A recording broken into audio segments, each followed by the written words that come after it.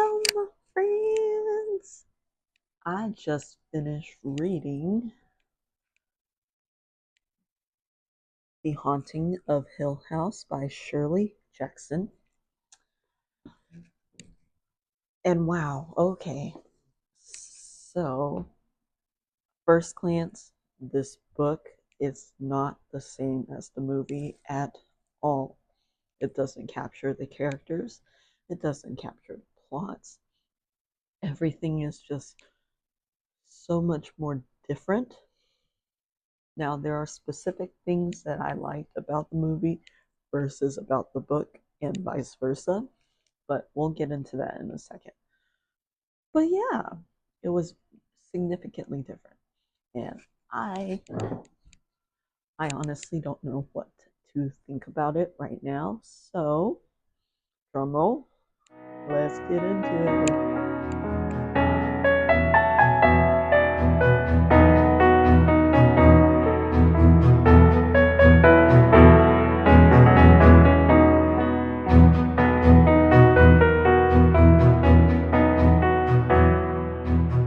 Okay, so at first glance, I went into this novel expecting a lot more, I think, than I had planned on. So I watched a movie with Catherine Zeta Jones, uh, the Wilson brother, and that other chick. And it was good. The movie was good. It followed a plot. It's a haunted house. You get to kind of see that from start.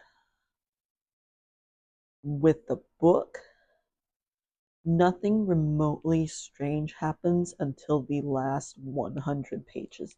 No kidding. Yes, character formation is super important as far as knowing where the characters are, what their personalities are, and all that stuff. Immediately, I hated the characters. All of them. Shirley wrote the characters so terrifyingly stupid and ignorant and arrogant, and I just hated all of them. Like, I could rank them versus how much I hated each one. There wasn't a character in that I didn't hate. They were all stupid and arrogant. Besides that, I kind of wish that I could have read the book first. When I was watching the movie with my honey, she was like, "Hey, did you know it was a book first?" Because we had watched the TV show first, and then my honey was like, "Yeah, did you see the movie?" And I was like, "I never watched the movie." She was like, "No, in the dark, in the night," is one of our favorite lines. To see that reused in the book and the movie, that was pretty cool. But at the same time, it was just it took nothing from each other, and I hated it.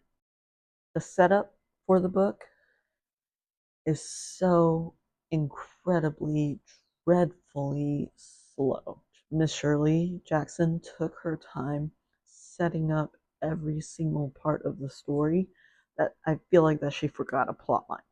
Like three strangers meet up at a house because they are invited by a professor or a doctor, and even the doctor kind of has no idea what he's doing in all of this. So like in a sense it was a mystery all throughout, and I hated it. I hated like it probably would have honestly been better off if I hadn't watched the movie at all. Just read the book because I think the movie threw me off. It just threw me off. But you know, first impressions matter, so we meet all the characters. We meet Eleanor, who is they're all weirdos. They're all weirdos, first of all. We meet Eleanor. She is the biggest weirdo. She's a little introverted. She's a lot introverted. She's like she has to be always taking care of something or someone. She reminds me a lot of me, except like 2000% more weird. The way that their dialogue was, it was just so awkward. I didn't know what to do with it. As far as Theodora, oh, I hated her personality even more. She was very hot and cold, uh, very mean, and then very happy, and then very depressed, and then very happy. And all this might be because the haunted house was trying to pull out of them an emotion that might have been part of the book. which is why I gave the book the rating that I did, because I wasn't expecting it to, I guess, pull my mind like that with the way that it did, but it did. I loved how they all know it's haunted. I love how nonchalant they talk about it being haunted, as if like, oh, it's just spoiled milk. Yeah. It was weird. It was so weird. I loved Mrs. Dudley in the TV show, the newest TV show. I liked her a little bit in the movie. I hated her in the book. I wanted to throw her against the wall. And I understand if you were working in a haunted house, I would want to throw me against the wall too. I wouldn't want to be nice to nobody. But I mean, one would assume that she's getting paid to work there, so I don't understand why she's got so much animosity towards everything around her. She doesn't see the hauntings, nothing happens to her, or so the story says. The story was left on a really, really big cliffhanger. Like it didn't end. I felt like it didn't begin either. So I mean, I guess in a writer kind of way, it was sort of balanced because I didn't feel like the story begun. I feel like they just tossed some characters into a house. Um, a few days pass, and then they like toss them out. Like I feel like that's all there was to it. There was nothing scary, nothing creepy, like nothing to it. The movie definitely was scarier. I mean, it being the 90s and stuff, they did what they could, but it was definitely scarier than the book was. I enjoyed The Shining as far as scary, a lot more, but who knows? There was a quote that I really enjoyed. I think that in an atmosphere like that, one can find out the flaws and faults and weaknesses in all of us and break us apart in a matter of days. I thought that was cool. I thought that was just a cool quote that could be written down.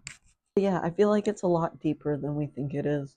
It should have been considered more psychological horror than regular horror and scary story, because I feel like through the days that they were living there at the time, each character was driven insane in a specific amount of way.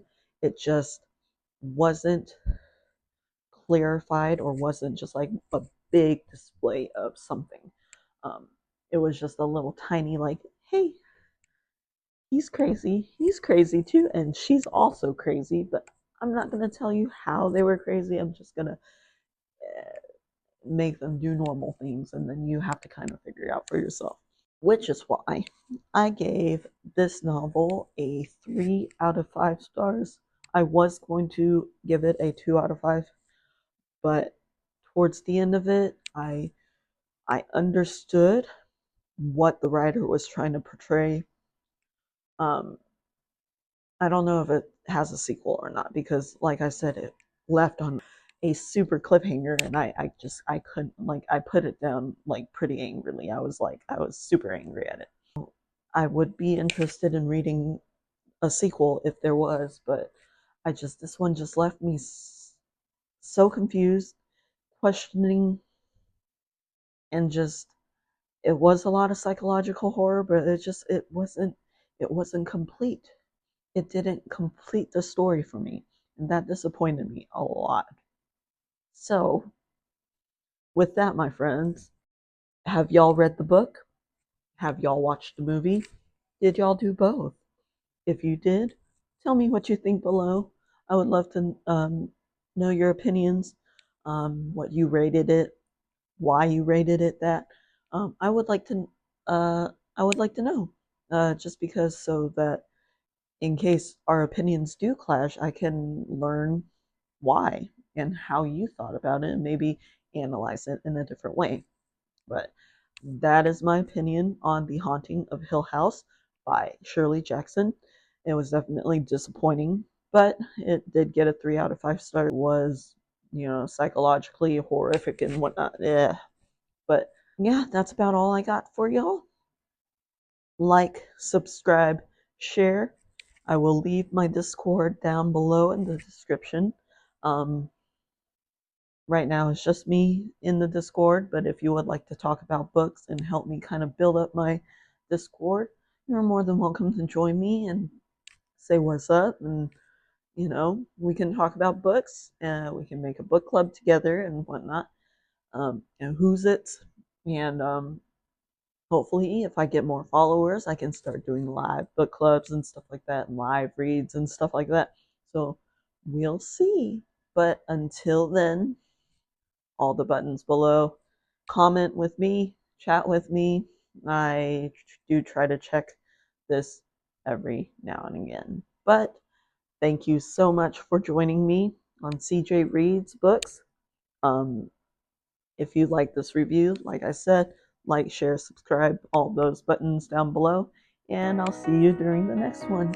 Bye.